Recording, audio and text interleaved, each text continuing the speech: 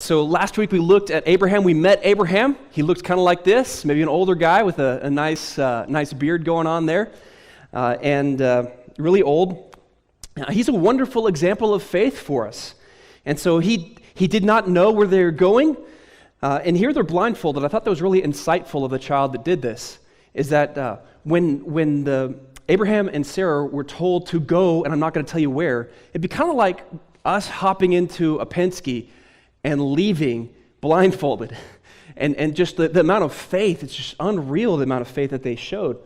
And so it's wonderful that they were willing to leave their culture, their family, everything that's sure and in their history, and to follow God wherever He led. And so they left their city of Ur, which their hometown where they were raised is all they knew. It's a flourishing Babylonian city. Everything's great. And so they saddled up some camels and headed out. And they headed out not in a Ryder truck, but probably on a camel. Now, I'm so proud of whatever child drew this. I'm so super proud of that, because this is a demonstration of intense living. Someone's paying attention. I love it. They're living in tents.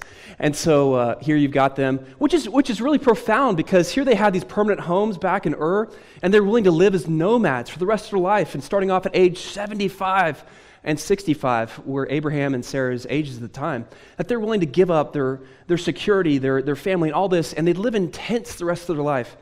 And for those of us that don't like camping, you know what kind of sacrifice they made. And then here's an example of just how intense their life was. One of the children was drawing about Lot and Abraham. Since Abraham did not have a child, and Lot is his nephew, Lot's dad died. And so you have a picture of where Abraham basically kind of adopted Lot and brought him along. And even they're getting in arguments, and they separate. And then after Lot goes and gets himself in trouble, then Abraham goes and rescues him and defeats these kings, and then he meets Melchizedek, and there's all this amazing stuff that God is doing through the life of Abraham. When God began him on that journey, it's full of adventure. It's very intense, literally and figuratively. And then you have the picture, just kind of the overwhelming specter. It's been all these years since God has promised Abraham that he's going to have children. He's going to have all these nations, that everyone in the world is going to be blessed through him. And you have this picture as the promise grows stale, as the years drag on, there's bitterness that begins to take root, particularly in Sarah. And so when at the age of 99, when God tells Abraham, hey, this is the year you're going to have a son, Sarah laughs, right? Which is wonderful, because when you look back at Hebrews 11, she changed her mind, and her faith is what enabled all this to happen. So even if we grow weary of God's promises, even if they grow stale a little bit to us, we know that they're still good, and we can trust them, and God can change our hearts. And so then we have a baby. And so Sarah gives birth, and there's great rejoicing. Isaac means laughter. And you just have this picture that when we dropped off last week, just the great laughter. It's like, I can't believe God would do that. What a great God that we have. Can you believe that God made this 90-year-old woman pregnant and gave us this wonderful young son after all these decades of trying? And there's just this incredible, incredulous joy that they have, that they hold.